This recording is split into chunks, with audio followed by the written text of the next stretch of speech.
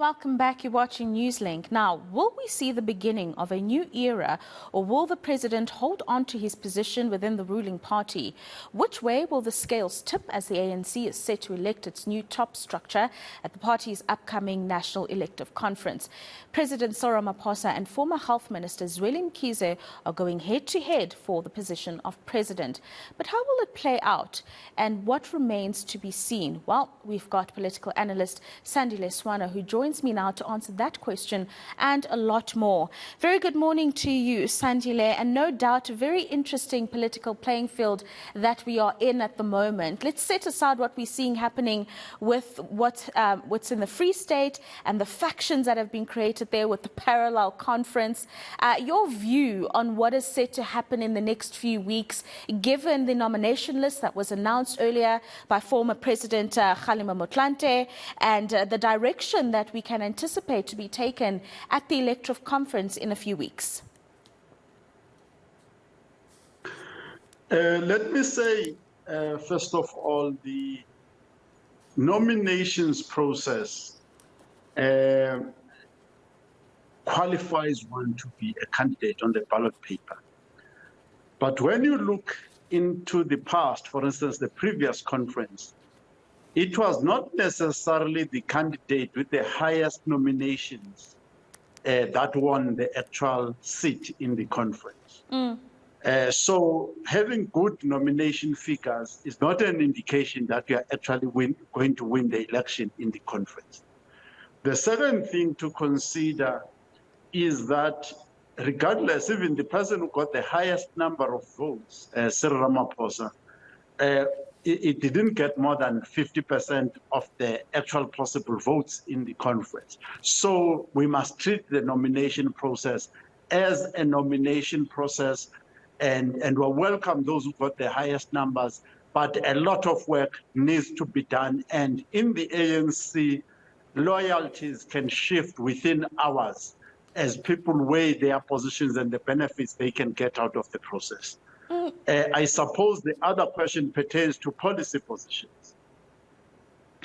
I think the policy positions of the ANC up to now, certainly since 2007, are actually irrelevant. In the sense that as we speak today, for the past 5 years, the members of the ANC have been fighting that the elected top six is not implementing the resolutions of the conference, of the previous conference, other than things like step aside. But the actual policies that are targeting the economy to change inequality, to change unemployment, poverty, nothing has come out of that. We still don't even have an economic development plan in South Africa. So people get policy not from the conference, they get it from somewhere else. Perhaps they are funders who fund them to win the elections. You raised an important point, and it was something I was hoping would anyway get to lament on, in that a nomination doesn't automatically mean a win for the candidate. Let's talk a little bit about Zweli Mkhize and the popularity that he does enjoy in key parts of the ANC, or within the ANC and within the different provinces.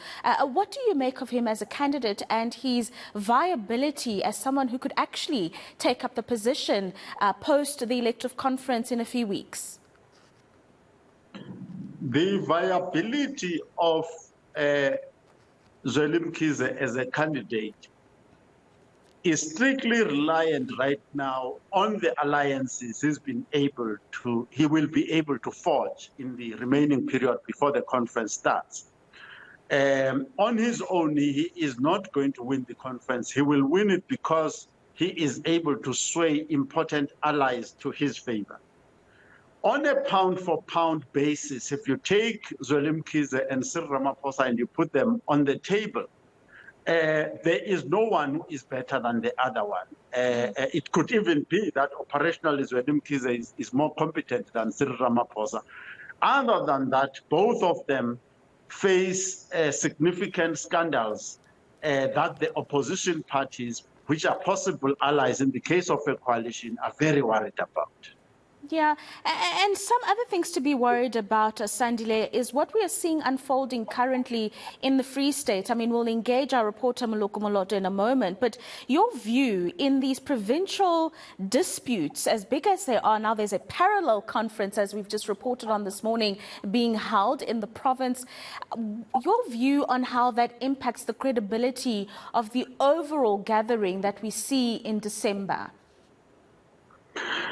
The technical credibility of that gathering, the technical credibility is already well established, because I think the announcement made by Halima Motlanthe was the final announcement that needed to be made as to who are the candidates and how are the delegates going to come in. But I suppose your question relates to you and me, the people who are not part of those processes, whereby now we know that how can you trust a party?